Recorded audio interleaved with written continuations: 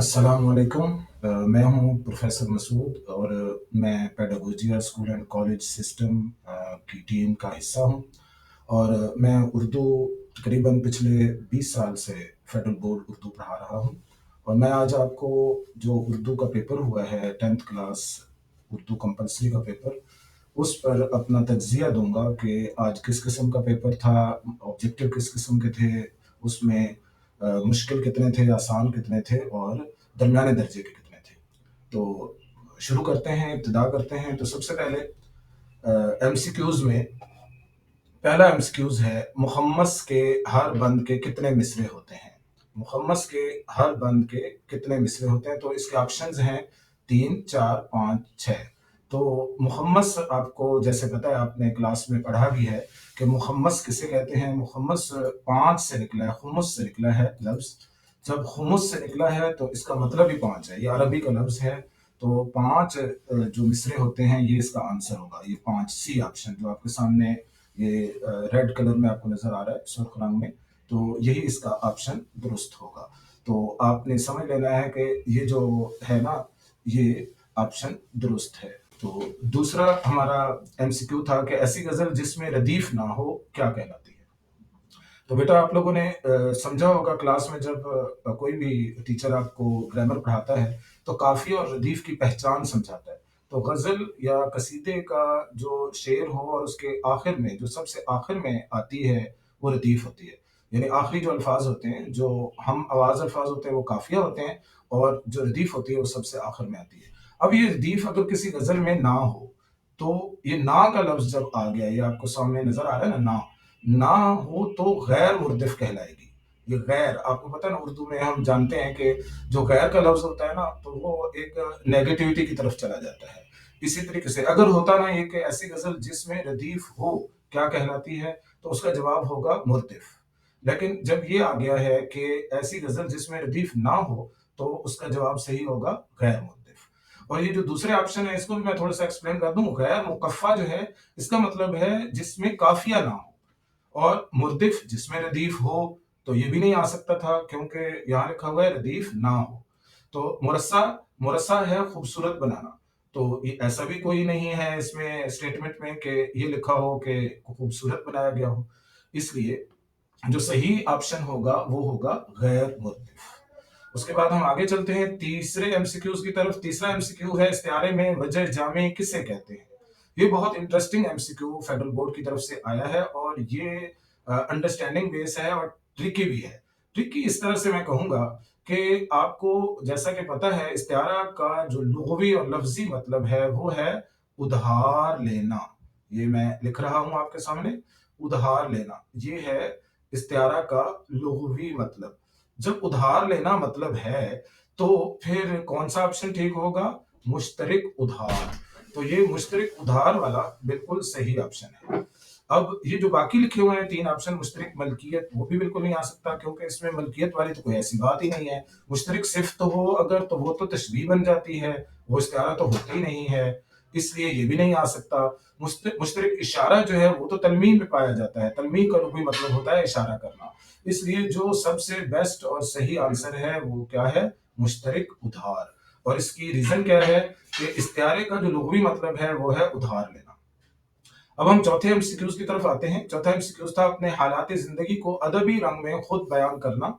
जब यहाँ लिखा हुआ है ना खुद बयान करना, ये जो खुद होता है ना, वो उससे आपको जज करना था कि ये आप बीती है। क्योंकि देखिए, खुद उधर से नोट करें और इधर से देखें, ये आप लफ्ज है। तो खुद और आप के साथ ये मैचिंग हो रही है, इसलिए सही आंसर होगा आप बीती। अपने हालात जिंदगी, एक तो देखें ना, अपने हालात जिंदगी और खुद बयान करना क्या कहलाता है? आप बीती। ना ये खत है, ना ये खाका है, और ना ये मजमून है। पांचवा एमसीक्यूज था, फेल नाकिस पर मुश्तमिल जुमला क्या कहलाता है। तो आपको यहाँ पे ये जो जुमले के अज्जा है ना, ये उधर से दिया गया है, और ये ग्रामर से एमसीक्यू जो जुमले के हिस्से हैं, जुमला इस्मिया के और जुमला फेलिया के, ये वहां से लिया गया है। तो ये जुमला इस्मिया सही आंसर है। उसकी वजह क्या है? फेलिया के 4 अज्जा होते हैं और उसमें फेल फाइल मफूल होता है, और इसमिया के 3 अज्जा होते हैं, और वो 3 कौन कौन से अज्जा हैं आप जानते हैं? एक मुब्तदा, एक खबर और एक फेल नाकिस। تو یہ بالکل صحیح آپشن ہوگا. فعل ناقص پر مشتمل جملہ کیا کہلاتا ہے؟ اسمیہ. چھٹا ایم سی کیوز ہے نہر بہہ رہی ہے. اب آپ کو پتا ہے بیٹا کہ نہر نہیں بہتی بلکہ پانی بہہ رہا ہوتا ہے. تو جب ایسی چیز ہو کہ جس میں کچھ چیز اور ہو اور ہو کچھ اور رہا ہو، آنسر میں کچھ اور بات لکھی ہو، جملہ ایسا بنا ہوا ہو، تو وہ مجاز مرسل کہلاتی ہے. آپ جانتے ہیں کہ مجاز مرسل کی جو حالتیں ہیں ان میں ظرف کہہ کر مظروف مراد لینا اور مظروف کہہ کر ظرف مراد لینا. اسی طرح اس میں ہوتا ہے کہ کل کہہ کر جز مراد لینا اور جز کہہ کر کل مراد لینا. تو یہاں پہ مظروف کہہ کر ظرف مراد لیا گیا ہے، یعنی یہاں پہ پانی کی جگہ نہر لگایا گیا ہے لفظ. تو ایکچولی یہاں پہ ہونا چاہیے تھا پانی بہہ رہا ہے. تو جب ایسا کوئی لفظ ہو تو وہ مجاز مرسل ہوتا ہے. نہ یہ کنایہ ہے، نہ یہ استعارہ اور نہ ہی تشبیہ، کیونکہ تشبیہ میں مشترک خوبی ہوتی ہے اور استعارہ میں ادھار لیا گیا لفظ ہوتا ہے. ساتواں ایم سی کیوز تھا فاصلے اور دوری کے باعث.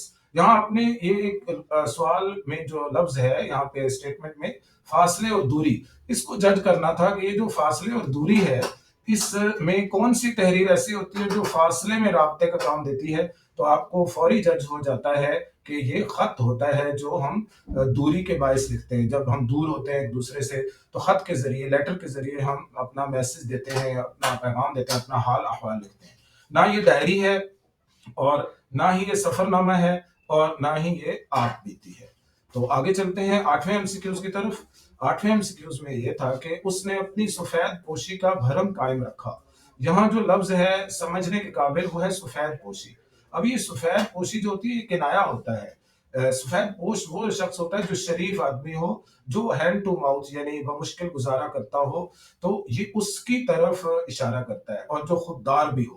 تو یہ کیونکہ کنائے میں چھپی ہوئی بات ہوتی ہے تو سفید پوشی میں اصل بات نہیں ہے، یعنی یہ کہ لغوی معنی اس کا لفظی معنی مراد نہیں ہے، حقیقی معنی مراد نہیں ہے، بلکہ مجازی معنی مراد لیا گیا. تو یہاں پہ میں لکھ بھی رہا ہوں مجازی معنی. تو یہ مجازی معنوں میں ہے کنایا.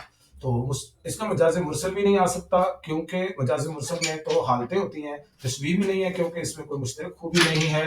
اسی طرح استعارہ بھی نہیں ہو سکتا کیونکہ استعارہ میں ادھار لینے کا لفظ پایا جاتا ہے، ادھار لینا پایا جاتا ہے. اوکے، 9ویں ایم سی کیوز کی طرف جاتے ہیں. مرثیہ عموماً کس حیث میں لکھا جاتا ہے؟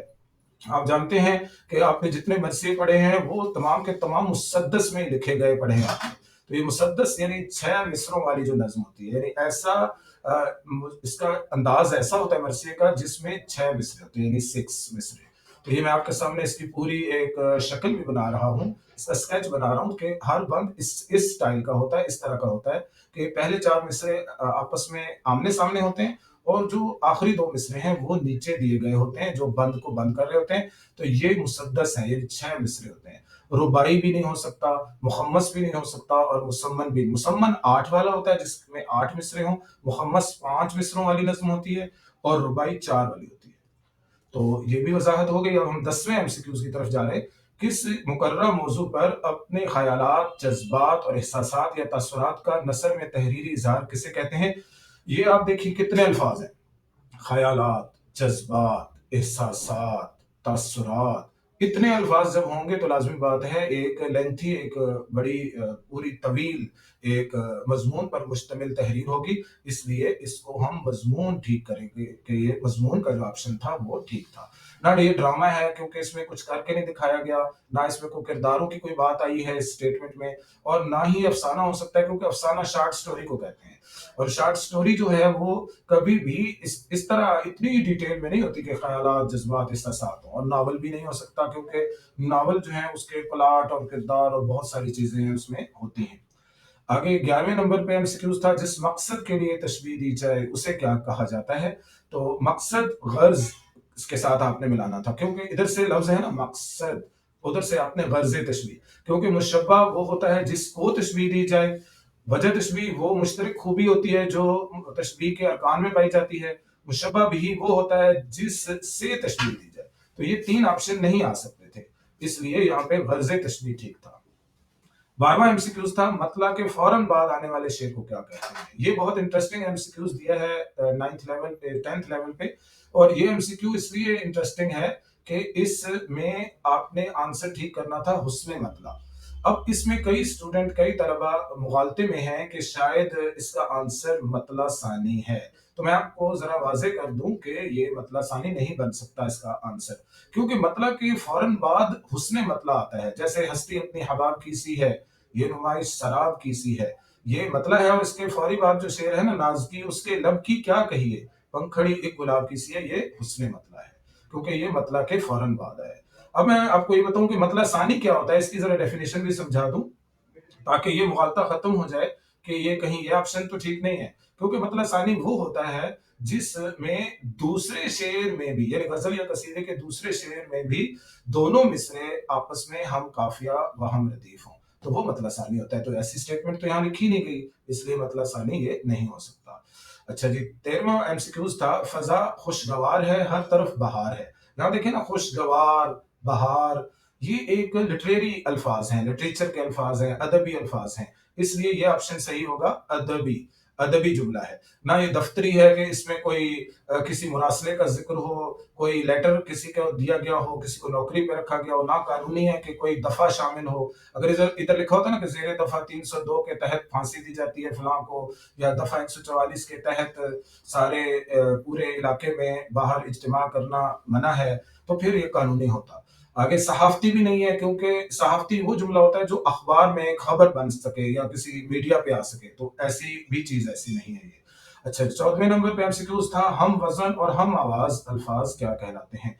तो ये हमने जब पीछे डिस्कस किया था एमसीक्यू रदीफ वाला, तो उसमें मैंने बता दिया था कि हम आवाज अल्फाज होते तो वो काफिया होता, क्योंकि हम आवाज अल्फाज जैसे हबाब, सराब, कबाब, शराब, ये जो अल्फाज हैं, ये सारे के सारे हम आवाज हैं, इसलिए ये काफिया वाला ऑप्शन बिल्कुल ठीक होगा। ना ये रदीफ हो सकती है, क्योंकि रदीफ जो होती है ना, उसमें मुस्तकिल अल्फाज होते हैं। यहाँ पे हम वजन की जगह अगर होता ना मुस्तकिल अल्फाज, तो फिर हम रदीफ को टिक करते। रोजमर्रा जो होता है वो तो अहले जुबान का उसलूबी बयान होता है, और मुहावरा जो होता है वो अपने मजाजी मानों में इस्तेमाल होता है, इसलिए ये बिल्कुल सही ऑप्शन इसका होगा कि ये काफिया है। आगे ये मसावात, आखिरी 15वां एमसीक्यूज है, ये मसावात इश्क देख फिराक इम्तियाज गदा और शाह नहीं। इसमें दो अल्फाज आपको नजर आ रहे हैं, गदा और शाह। गदा फकीर को कहते हैं और शाह बादशाह को कहते हैं, और ये सनत तजाद बनेगी। देखिए ना, बादशाह और फकीर आपस में अपोजिट वर्ड्स है ना, मुतजाद है ना, इसलिए यहाँ पे सनत तजाद आएगी। ना यहाँ तकरार है, क्योंकि तकरार का कोई लफ्ज ही नहीं है कि जो ऐसा हो कि जो डबल हो, दो दफा लिखा गया हो। ना ही तलमी है कि किसी जगह पे कोई तारीखी वाक़े की तरफ इशारा हो, और ना ही हुस्न तालील है, क्योंकि इसमें कोई ऐसी चीज नहीं है कि कोई शायर ने अपनी तरफ से कोई वजह बयान की हो जो असल में वजह ना हो। इसलिए ये आपके सामने जो एमसीक्यूज नंबर 15 है, ये सनत तजाद बनता है। जी, अब हम आगे बढ़ते हैं और हिस्सा दोम, जो एसएससी हिस्सा दोम है, तो उसकी तरफ जाते हैं, उसे हम देखते हैं, उसका तज्जिया करते हैं कि हिस्सा दोम में क्या कुछ आया है। ये पहला सवाल आपके सामने जो मौजूद है, जो नसरी इक्तबास दिया जाता है, और उसमें से कंप्रीहेंशन यानी कि तफहीमी सवालात आते हैं। तो पहला जो चैप्टर है आपके, ये इतना आसान था, ये जो सब्जेक्टिव हिस्सा था आपका 80% 90% इतना आसान था कि हर बच्चा कर सकता था आराम से, इसलिए ये पहले सबक से लिया गया है। तो पहला सबक आप जानते हैं कौन सा है, मिर्जा साहब यानी मिर्जा मोहम्मद सईद। तो ये आपका जो चैप्टर है, चैप्टर नंबर 1, सबक नंबर 1, ये उससे लिया गया है। सबसे पहली बात आपको बतानी है, उसके बाद आपको ये बताना है कि इसके आंसर्स क्या क्या ठीक हैं। मिर्जा साहब के मुताले का क्या मामूल था। जब वो मुताला किया करते थे, तो ये देखिए ना, शुरू में लिखा हुआ है, इसका आंसर यहीं शुरू से शुरू होता है, इब्तिदा इसकी। मिर्जा साहब घंटों मुताला किया करते थे, उनके कुतुब खाने में हर इल्म की किताब मौजूद होती, यहाँ से लेकर यहाँ तक जहाँ पे ये इन्वर्टेड कॉमास, और ये यहाँ तक इसका जवाब है पहले का। अब दूसरा जो सवाल है वो इंटरेस्टिंग है कि मिर्जा साहब नई नई किताबों का मुताला क्यों करते थे। ये थोड़ा सा अंडरस्टैंडिंग बेस्ड क्वेश्चन था, यानी कि इसको आपने ये समझना कि समझ के जवाब देना था। देखिए ना, नई नई किताबों का मुताला इसलिए करते थे क्योंकि अगर वो नई नई किताबों का मुताला ना करते, तो ये देखिए ना, जवाब लिखा हुआ है, यही जो ये इसके आगे है, ये जो इन्वर्टेड कॉमास में है ना, यही जवाब है दूसरे का भी, कि अगर मैं इतना मुताला ना करूं तो इन अंग्रेज प्रोफेसरों के आगे कैसे ठहर सकता हूं। गोया मिर्जा मोहम्मद सईद ये कहना चाह रहे हैं कि अंग्रेज प्रोफेसरों का मुकाबला करने के लिए मुझे नई नई कुतुब का मुताला करना पड़ता है। तो इसका जवाब यही था कि नई नई कुतुब का मुताला इसलिए करते थे कि वो अंग्रेज प्रोफेसरों के सामने उनका जवाब दे सके और उनके साथ बहस व मुबासा करें, तो उनके पास कोई नॉलेज हो और किसी को वो जेर कर सके। उसके बाद अगला सवाल है, अगर मिर्जा कुतुब का मुताला ना करते तो क्या होता? तो अगर मुताला ना करते तो क्या होता, इसका जवाब ये इसी के अंदर लिखा हुआ है। ये भी अंडरस्टैंडिंग बेस है। यानी ये जो दूसरा सवाल था ये भी अंडरस्टैंडिंग, मैं यूं लिख रहा हूं इसके साथ, और ये जो तीसरा सवाल है ये भी अंडरस्टैंडिंग बेस है। यानी समझ के आपने जवाब देना है, अंडरस्टैंडिंग बेस का ही मतलब है। तो ये देखिए लिखा हुआ है, अगर मैं इतना मुताला ना करूं तो इन अंग्रेज प्रोफेसर के आगे कैसे ठहर सकता हूं। तो इसका जवाब ये है तीसरे का कि अगर मिर्जा साहब कुतुब का मुताला ना करते तो ये होता कि वो अंग्रेज प्रोफेसरों के सामने ना ठहर सकते, उनके सवालात का जवाब ना दे सकते, और उनके सामने उनकी एक, जैसे बंदे की सुबकी होती है ना, बंदे की एक इज्जत नहीं रहती, वो फिर उनके सामने एक हेच और कमतर ख्याल किए जाते, और वो प्रोफेसरों में एक अच्छा नहीं लगता कि बंदा किसी के सामने वो कमतर पाया जाए। तो ये आपने लिखना था, अंडरस्टैंडिंग बेस्ड जवाब था इसका कि अंग्रेज प्रोफेसरों के आगे ना ठहर सकते। अगला सवाल है नेक्स्ट, सवाल नंबर 4, मिर्जा पेंशन का ज्यादा हिस्सा कहाँ खर्च करते थे? तो ये जवाब इधर मौजूद है, ये कोई अंडरस्टैंडिंग बेस नहीं है बल्कि सामने आपके मौजूद है। पेंशन लेने के बाद उनका वाहिद मशगला मुताले कुतुब ही रहा, उनका ये शुगल अब तक जारी है, और पेंशन का बड़ा बड़ा हिस्सा, ये नजर आ रहा है ना आपको, ये बड़ा हिस्सा पेंशन का कुतुब खरीदने में, किताबें खरीदने में सर्फ कर देते। सर्फ का क्या मतलब होता है? खर्च करना। ये सर्फ जो लफ्ज है इसका मतलब है खर्च करना, खर्च करते थे। तो ये जवाब आ गया इसका। तो ये देखें ना, यहाँ खर्च लिखा हुआ है, उधर सर्फ है इधर खर्च है। पांचवा सवाल था, मिर्जा साहब ने कैसी जिंदगी बसर की? तो इसका जवाब भी मौजूद है इसी से आगे, ये यहाँ से जवाब शुरू होता है कि मिर्जा साहब ने जिंदगी बड़ी सादा बसर की, वो कर्रो फर और ठाट बाट से कभी ना रहे, यानी मकरो फरेब भी करते थे और ना ठाट बाट कोई फखर गुरूर से, कोई ऐसे जैसे कोई किसी के सामने रियाकारी कर रहे हो, इस तरह नहीं रहते थे। तो घर की सवारी भी उनके पास कभी नहीं देखी गई। यहाँ तक जवाब था कि सादा जिंदगी बसर करते थे। दूसरा है इसी के साथ ऑप्शन के, मिर्जा किस बीमारी में मुब्तला थे? तो उनकी बीमारी का यहाँ पे लिखा हुआ है कि मैदे के मरीज थे, पैदल ज्यादा चलते थे। ये अगर आप मैदे के मरीज थे लिख दें तो इसके भी पूरे 2 नंबर आपको मिल जाएंगे, क्योंकि अभी रूब्रिक्स हम बनाएंगे फेडरल बोर्ड में जाके, तो उसमें यही रूब्रिक्स बनेगा कि अगर किसी ने सिर्फ इतना लिखा है तो उसको पूरा उसके पूरे नंबर दिए जाए।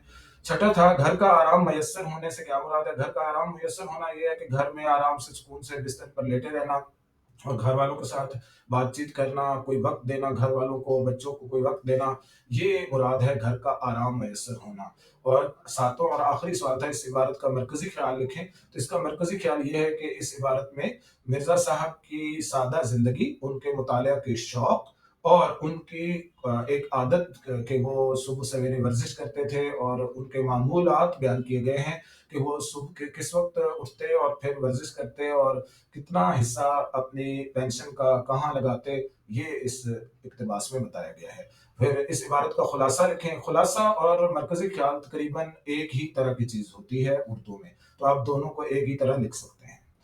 अब अगले हिस्से की तरफ जाते हैं, हिस्सा शेर में। पहला शेर जो है, जिस तरह मुमकिन हो तामीर चमन करते रहो। इसका पहला सवाल है कि शायर ने मुहिबान वतन को किस बात की तरगीब दी है?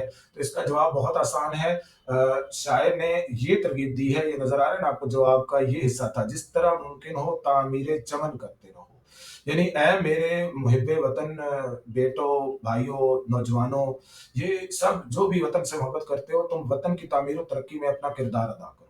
दूसरा सवाल है कि काली चट्टानों के सिलसिले किसके अमानतदार हैं? तो ये देखें, पहले मिसरे से जब क्वेश्चन होता है ना बच्चे, तो उस वक्त दूसरे मिसरे में आप देखा करें उधर आंसर मौजूद होता है। ये देखिए दूसरे मिसरे में आंसर मौजूद है कि अमानतदार हैं गोया पुरानी दास्तानों के। ये देखिए मैंने सर्कल कर दिया है, तो ये गोया पुरानी दास्तानों के, इसका जवाब था कि काली चट्टानों के सिलसिले पुरानी दास्तानों के अमानतदार हैं। तीसरा था क्वेश्चन के, तीसरा सवाल है, अल्लाह ताला ने ये कायनात कौन सा एक लफ्ज कहकर बनाई है? तो अल्लाह ताला ने एक हरफे कुन कहकर बनाई है ये कायनात, जिसका मतलब है हो जा, और बस हो जाता है, जब अल्लाह ताला कुन कहते हैं तो सब कुछ हो जाता है। चौथा सवाल था, फूलों का रंग हंसी से मिलने का क्या मफहूम है? تو شاعر اپنے محبوب کو کہہ رہا ہے کہ آج کیا بات ہے کہ جو پھولوں کا رنگ ہے تیری ہنسی سے ملتا ہے، یعنی اے میرے محبوب جب تم ہنستے ہو مسکراتے ہو تو جس طرح پھول مسکراتے ہیں پھولوں کا رنگ ہوتا ہے، اسی طرح کا رنگ تمہارے چہرے پہ کھل جاتا ہے اور تمہارا چہرہ بھی اسی طرح سرخ ہو جاتا ہے، اچھا جس طرح پھول سرخ ہوتے ہیں۔ اور پانچواں سوال تھا، ایک مدت سے تیری یاد بھی آئی نہ ہمیں اور ہم بھول گئے ہوں تجھے ایسا بھی نہیں۔ شاعر کو مدت سے کس کی یاد نہیں آئی؟ تو تیری یاد سے مراد محبوب کی یاد ہے، تو آپ نے ادھر لکھنا تھا بس اتنا سا جواب ہی کافی تھا کہ شاعر کو مدت سے محبوب کی یاد نہیں آئی، تو یہ میں نے لکھ بھی دیا ہے اوپر محبوب کی۔ تو یا آخری شعر کا مرکزی خیال لکھیں تو آخری شعر یہی ہے کہ شاعر کہتے ہیں کہ میں اپنے محبوب کو بالکل نہیں بھلا سکتا کیونکہ مدت سے مجھے یاد بھی نہیں آئی، لیکن اس کا یہ مطلب نہیں ہے ہرگز کہ بھئی میں نے اسے بھلا دیا ہے۔ آگے چلتے ہیں حصہ قواعد کی طرف۔ حصہ قواعد میں سند تلمیح بچے آپ نے یہ لکھنی تھی کہ تلمیح کا لغوی مطلب ہے اشارہ کرنا، اور اصطلاحی تعریف اس کی یہ ہے کہ کسی شعر یا مصرے میں کسی تاریخی واقعے کی طرف اشارہ کرنا، کوئی قرآنی آیت کا ذکر کرنا، جیسے اس کی مثال آپ نے دینی تھی کہ نہ گورے سکندر نہ ہے قبر دارا، مٹے نامیوں کے نشاں کیسے کیسے، تو یہ آپ نے مثال دینی تھی۔ اس کے علاوہ بھی ابن مریم ہوا کرے کوئی، میرے دکھ کی دوا کرے کوئی، تو یہ بھی آپ مثال دے سکتے ہیں۔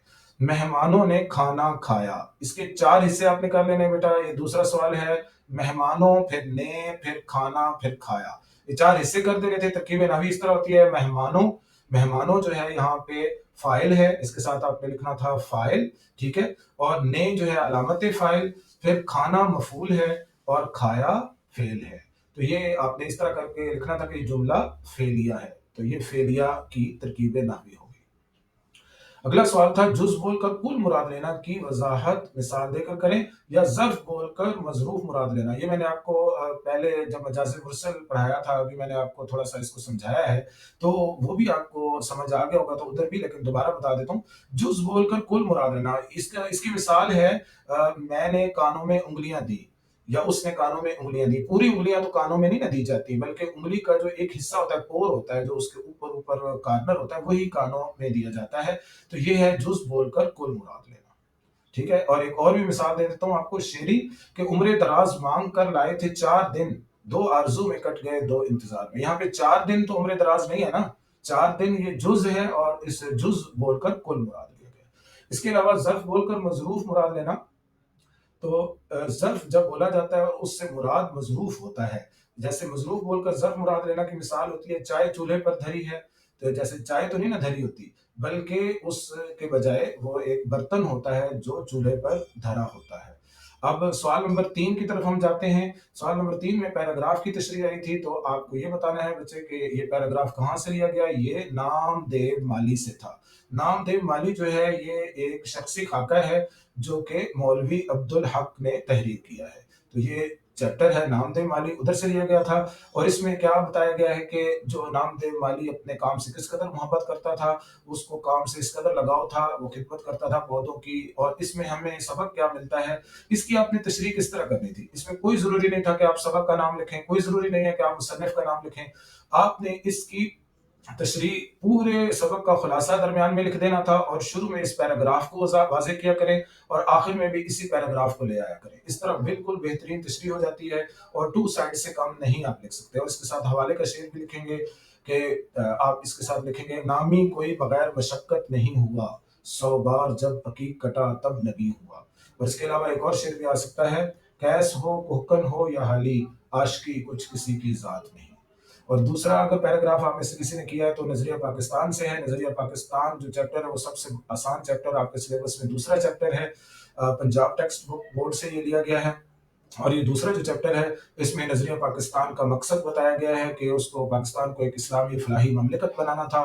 اس میں بھی آپ نظریہ پاکستان کے 2 حصے جو ہیں کہ ایک نظریہ ہے اسلامی نظریہ اور ایک نظریہ ہے جو یورپین کنٹریز کا ہے، جو مغربی نظریہ ہے، ان دونوں کا آپ نے تھوڑا سا تذکرہ کرنا تھا، اور اس میں پورا بتانا تھا کہ پاکستان کی حفاظت کے لیے ہم سب کو ایک ہونا ہوگا، اتفاق و اتحاد سے کام لینا ہوگا، اور اس میں اتفاق و اتحاد والے اشعار بھی آپ لکھ سکتے ہیں، اور اس چیپٹر کے اندر جو شعر لکھے ہوئے تھے وہ بھی لکھ سکتے ہیں جو آپ نے لکھے ہوں گے، مجھے یقین ہے۔ اب ہم آتے ہیں اشعار کی طرف۔ اشعار کی تشریح میں یہ پہلا جو بند ہے یہ لیا گیا تھا خطاب بجوانان اسلام سے، اور یہ NBF کی بک سے تھا۔ खिताब बजवानान इस्लाम, ये NBF की बुक से, यानी कि नेशनल बुक फाउंडेशन से है। और जो दूसरा है जिसके बाजू की सलाबत, ये किसान नज़्म से लिया गया था। तो आपने ये लिखा होगा, किसान की इसमें मेहनत और मशक्क़त और उसकी अज़मत बयान की गई है, और उसको ख़राज तहसीन पेश किया गया है कि वो धूप के झुलसे हुए रुख पर मशक्क़त के निशान लेकर वो खेत से मुँह फेर कर जब घर जाता है, सारा दिन मेहनत करता है, इसमें मेहनत की अज़मत बयान हुई है। और जो पहला बंद था इसमें शायर ने, अल्लामा इकबाल ने, इसमें शायर अल्लामा इकबाल है, अल्लामा इकबाल ने मुसलमान नौजवान को तदब्बुर करने की तलकीन की है, और ये फरमाया है कि तू एक टूटा हुआ तारा है, तुम्हारे जो आबा अजदाद थे वो बहुत अजीम लोग थे, उन्होंने फतूहात की, उन्होंने दारा के ताज को अपने पाँव में कुचल डाला था। जो सिकंदर था उसने दारा को शिकस्त दी थी, और इसी तरह आपने इसमें हवाले देने थे कि हमारे आबा अजदाद कैसे थे और हम कैसे हैं, इसमें यानी कि कंपैरिजन पेश करना था। पांचवा सवाल है गजरियात से तशरीह। इसमें लम्हाते मसरत हैं तसव्वुर से गुरेज़ां, याद आए हैं जब भी गमो आलाम ही आए। ये अदा जाफरी की जो गज़ल है उससे ये लिया गया है ये शेर। अदा जाफरी कहती है कि जो खुशी के लम्हात हैं ना, वो मेरे तसव्वुर से भी बहुत दूर हैं, इसलिए मेरी ज़िंदगी में जब भी आए हैं तो मुझे याद भी जब भी आते हैं तो मेरे गम और दुख मुझे याद आते हैं, गम व आलाम ही याद आते हैं। और अगले शेर में शायरा कहती हैं कि तारों से सजा लेंगे शहर तमन्ना, मकदूर नहीं सुबह चलो शाम ही आए। यानी हम ए मेरे महबूब तुम्हारे रास्ते को तारों से सजा लेंगे, उसे मुनव्वर कर देंगे, और तमन्ना का हम शहर बसा के रखेंगे। यानी हमें जो आरजू है तुम्हारे साथ मोहब्बत की, वो कभी खत्म नहीं होगी। अगर हमारी किस्मत में मकदूर यानी किस्मत में अगर सुबह नहीं है तो चलो शाम ही आ जाए, यानी अगर कोई सुख नहीं है हमारी किस्मत में तो दुख ही आ जाए, यही काफी है, हम इन्हीं को ही गले लगा लेंगे। और दूसरा जो था बंद उसमें था, बुलाता लाख हूं लेकिन बराबर याद आते हैं, ये हसरत मोहानी की गजल से लिया गया था।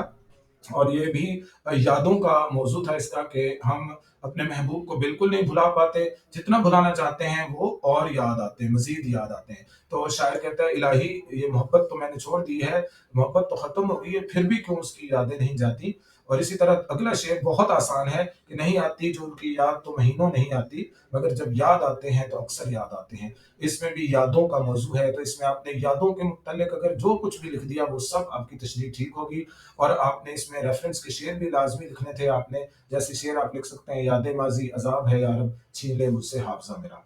और अगला सवाल था झूठ की सजा के मौजू पर कहानी। तो ये झूठ की सजा बच्चे, वो शेर आया, एक आपने कहानी छोटी क्लासों में पढ़ी थी ना। और झूठ की सजा के मौजू पर जो कहानी लिखनी है वही वो लड़के वाली लिखनी है जिसने झूठ बोला था, शेर आया। उसके बाद ये जो नीचे दूसरा ऑप्शन है इसका कि ज़िले नाज़िम के नाम इलाके में स्कूल के क़याम की दरख्वास्त लिखें। तो ये जो स्कूल के क़याम की दरख्वास्त है उसमें सबसे पहले आपने खिदमत जनाब लिखना था, फिर उसके बाद खिदमत जनाब ज़िले नाज़िम ज़िला अलिफ बे जीम, उसके बाद उन्वान लिखना था, उन्वान में आपने लिखना था कि दरख्वास्त बराए क़याम स्कूल, और उसके बाद आपने नीचे लिखना था जनाब अली, और फिर सारा कंटेंट लिख के एंड पे आपने लिखना था आरिज़ीन अहले मोहल्ला लेफ्ट साइड पे, और राइट साइड पे आपने लिखना था तारीख लिखनी थी, तारीख जो आज की है वही आपने लिख देनी थी। और आखिरी सवाल है सवाल नंबर 7, हुब्बे वतन। हुब्बे वतन यानी पैट्रियटिज्म पे आपने मजमून लिखना था, वतन की मोहब्बत पर। सबसे पहले आपने, यानी ये जो 5 इसकी आउटलाइंस हैं, इसका खाका है, इसी को सामने रख के आपने पैराग्राफिंग करनी थी। हुब्बे वतन का मफ़हूम कि वतन की मोहब्बत क्या चीज़ होती है, फिर वतन की मोहब्बत की अहमियत क्या है, कि वतन की मोहब्बत के बगैर हम बिल्कुल ही नहीं रह सकते, क्योंकि वतन जिस जगह इंसान पैदा होता है या फलता-फूलता बढ़ता है और जहाँ ज़िंदगी गुज़ारता है उसके साथ मोहब्बत फ़ितरी अम्र है। हुब्बे वतन के तकाज़े लिखने थे कि हमें वतन से मोहब्बत क्यों होनी चाहिए, इसकी डिमांड्स क्या हैं, कि हम इस वतन की हिफाज़त करें जिस वतन में हम रहते हैं, और इस वतन ने हमें सब कुछ दिया है, तो हम इस वतन की हिफाज़त के लिए तन, मन, धन कुर्बान कर दें। इसके साथ रेफ़रेंस के शेर लिखने थे, ऐ वतन तूने पुकारा तो लहू खौल उठा, तेरे बेटे तेरे जांबाज़ चले आते हैं। हुब्बे वतन ईमान का जुज़्व, एक हदीस है, ये हदीस आपने कोट करनी थी कि वतन की मोहब्बत ईमान का जुज़्व है, इन्वर्टेड कॉमास में। और उसके बाद आखिरी था हुब्बे वतन की अमली सूरत। तो ये आजकल के हालात में हमें वतन की मोहब्बत का अमली कैसे नमूना पेश करना है। हम फौज में भर्ती हों, हम जब second year, first year, second year करें तो आगे वतन की मोहब्बत के लिए किसी भी आर्म फोर्सेस में या वतन के लिए डॉक्टर बनकर, इंजीनियर बनकर हम खिदमत कर सकते हैं। वतन की मोहब्बत की ये अमली सूरत है। तो बेटा ये एक मजमून था, और उसके बाद अगला मजमून है साइंस का, कि करिश्मे साइंस का मफ़हूम इसमें बयान करना था। सबसे पहले साइंस होती क्या है? तो साइंस के बारे में आप जानते हैं कि साइंस का जो मतलब है वो जानना, और इसके अलावा साइंस जो है वो किस तरह, इसकी अहमियत क्या है। आजकल तो हर मैदान में इसकी अहमियत है, और साइंस के बगैर तो कोई चीज़ चल ही नहीं रही। कंप्यूटर को देख लें, अगर हम इंटरनेट और ये सोशल मीडिया और इसके सारे जो आजकल एयर टिकटिंग है, हर चीज़ जो है वो साइंस की बदौलत ही है। और इंसानी माशरे की तरक्की, इसमें तरक्की में सबसे पहले इंसान वो जंगलों में रहता था, और फिर बहुत तरक्की करते करते आज कहाँ तक पहुंच गया कि वो आसमानों तक उड़ने की बातें हो रही हैं उसकी। और वो नित नई इजादात से ज़िंदगी में जो आसानियाँ पैदा हो रही हैं, ये भी आपने इसमें लिखना था कि जो आजकल इजादात हैं उसमें हमें बहुत आसानियाँ साइंस ने दी हैं। और आखिरी था कि साइंसी तरक्की के जो फ़वाइद हैं, और उसका जी क्या है आजकल, क्या अमल दखल है साइंसी तरक्की के फ़वाइद, हमें किस तरह मुयस्सर आ सकते हैं, और उसको हम किस तरह पॉजिटिव यानी कि मस्बत अंदाज में यूज़ कर सकते हैं। अब इसमें आपने थोड़ा सा ये लिखना था कि ये इसकी कोई मनफी सूरतें भी होती हैं साइंस की, कि उसमें अगर कोई बम बनाता है या कोई एटम बम वगैरह बनाए तो उसको हम एक मजमूम मकासद के लिए कभी इस्तेमाल ना करें साइंस को, बल्कि एक मस्बत और एक ऐसा जो मुआशरे को फ़ायदा दे उस पहलू के लिए इस्तेमाल करें। तो ये that's all from my side. उम्मीद है आपको ये सब कुछ बिल्कुल आसानी से समझ